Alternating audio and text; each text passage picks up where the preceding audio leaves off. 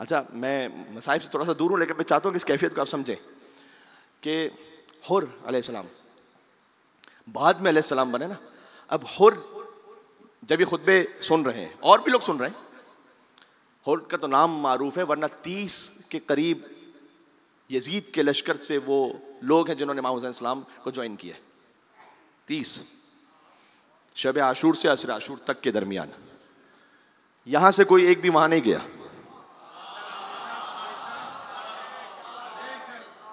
हाँ, यहाँ 72 है, मशहूर अदद 72 का है, वरना तकरीबन 123 125 तक का अदद है।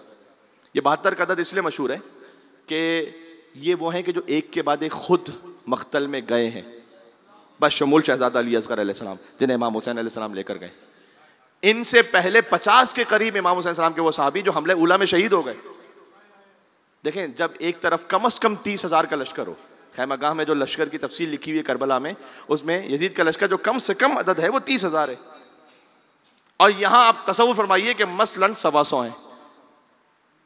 तो इस 30,000 के लश्कर के लिए सबसे पहला काम क्या होना चाहिए?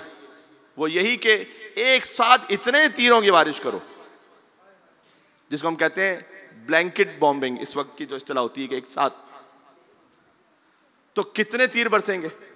हजारों की तादाद में तीर बरसाने वाले। तो 50 के करीब इमाम हुसैन अलैहिस्सलाम के असहाब तो हमले उला ही में शहीद हो गए। या आशूर के दिन, एक ईरानी आलिम है, वो कैलेंडरिस्ट हैं, यानी उन्होंने कैलेंडर्स पर तहकीक की अपनी, कि मसलन आशूर के दिन 10 मुहर्रम हराम सन 61 हिजरी, इंग्लिश डेट कौन सी थी? एक बात है ना, तहकीक है ये। और आज के ज़माने में तहकीक इतनी मुश्किल भी नहीं है, साइंटिफिकली आपके लिए पॉसिबल है कि आप देख सकें कैलकुलेशंस के साथ। और फिर जब आप उस तारीख पर पहुंच जाएं तो उस दिन के हिसाब से जोहर का वक्त कितने बजे हो रहा था, फजर का वक्त कितने बजे हो रहा था। ये इसलिए आसान है, इतना कोई मुश्किल काम नहीं है, इसलिए कि आज कौन सी तारीख है मेरे भाई? आज हम तो इंग्लिश की तारीख तो मैं भूल ही गया हूं इस वक्त। 25 जुलाई, हाँ 25 जुलाई 2023। आज 25 जुलाई 2022, एक साल पहले जो मगरिब का वक्त था ना, आज वही एक साल बाद भी है उस तारीख पर। सही है? 2024, 2025, 3025, 100 साल बाद 25 जुलाई को वही वक्त रहेगा फजर का जो आज है। ये अल्लाह ताला की कुदरत है। देखें, मैं जाहिर है कि आप फ़ज़ाइल भी पढ़ते हैं, इसमें झूमते भी हैं, और कुछ बातें होती हैं कि हम आस्ते आस्ते फिर अपने सतह ज़हनी और फ़िक्री को और उठाते हैं ताकि हम और उस रिज़्क़ मारिफत को हासिल कर सकें। गौर कीजिएगा, ज़मीन की अपनी एक हरकत है, और ज़मीन की एक हरकत है सूरज के गिर्द, 2 हरकतें ज़मीन की। ये जो अपनी हरकत है, इस हरकत से दिन और रात बनते हैं, और सूरज के गिर्द जो हरकत है, इससे मौसम बनता है, गर्मी और सर्दी। एक साल में वो चक्कर पूरा होता है। ये जो जमीन की हरकत है सूरज के गिर्द, इससे सर्दी गर्मी, और जमीन की अपनी हरकत, इससे दिन और रात। ये इतना प्रिसाइज और कैलकुलेटेड है कि उसी रफ्तार से जमीन सूरज के गिर्द हरकत कर रही है कि जो मैंने आपको मिसाल दी कि मसलन 25 जुलाई को जब ज़मीन की पोजीशन जो सूरज के सामने होगी, वो जो आज है वही 100 साल पहले थी, 100 साल बाद भी वही होगी। ये खुद कुदरत खुदा और वजूद खुदा की दलील नहीं है क्या? यहाँ से आप एक ड्राइवर को कहिए कि तुम हैदराबाद जाओ, और हैदराबाद 25 मरतबा जाओ और आओ, और 25 मरतबा 2 घंटे 17 मिनट 18 सेकंड का सफर हो। आजाद, ये तो नहीं हो सकता। कभी 10 मिनट आगे, कभी 10 मिनट कम। ये जो इतनी बड़ी जमीन घूम रही है 1 सेकंड के फर्क के बगैर,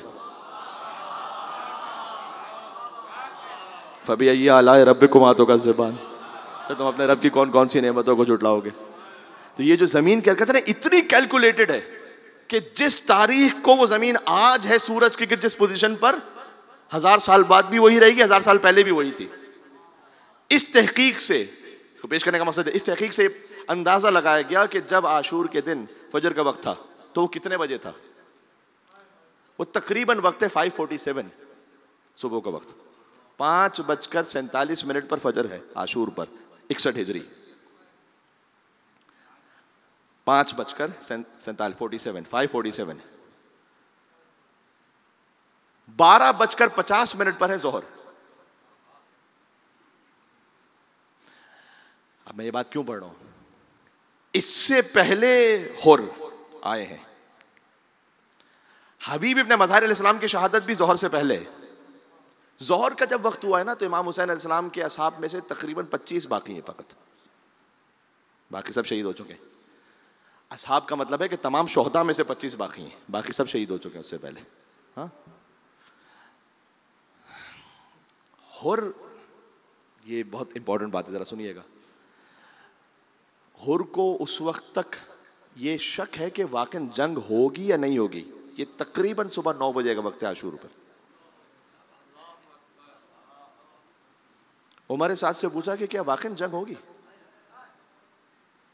उमर साद ने कहा कि हाँ, या तो बैत या तो जंग। का क्या मतलब है? जंग होगी का क्या मतलब है? तो उमर साद ने कहा कि ऐसी जंग होगी कि हाथ कट कट के गिरेंगे, सर उड़ेंगे। का नवासे रसूल को मारोगे? तो उमर साद ने कहा कि मैं तो छोड़ देता, लेकिन क्या करूं, गवर्नर कह रहा है। इब्न ज़ियाद, कितने गुनाह हम करते हैं इस नाम पर, मैं क्या करूं लेकिन वो कह रहा है ना। मैं तो कुछ नहीं, लेकिन वो मेरी बीवी ये कह रही है। मैं तो कुछ नहीं, लेकिन वो मेरा शौहर ये कह रहा है। मैं तो कुछ नहीं, दोस्त के साथ लगकर मैं तो नहीं करता, लेकिन ये दोस्त ने मुझे लगा दिया। वो दोस्त आएगा कब्र में जवाब देने।